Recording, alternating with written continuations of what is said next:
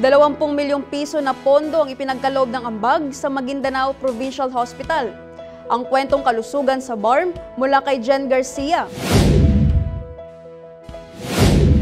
Matagumpay na ipagkaloob noong July 28, 2025 ang 20 million pesos na pondo sa Maguindanao Provincial Hospital bilang bahagi ng layunin ng ambag program na masiguro ang patuloy na pagkakaloob ng maaasahang tulong medikal para sa mga pasyenteng Bangsamoro.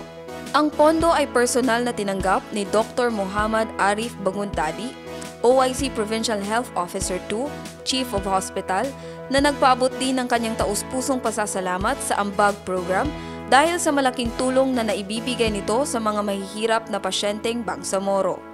Ayon kay Dr. Bagindali, ang ambag program ay kabilang sa mga pinakamagagandang inisyatibo ng BARM government. Binigyang diin niya na maraming pasyente ang natutulungan, lalo na sa kasalukuyan kung kailan patuloy na nadaragdagan ang mga serbisyong naihahatid ng Maguindanao Provincial Hospital.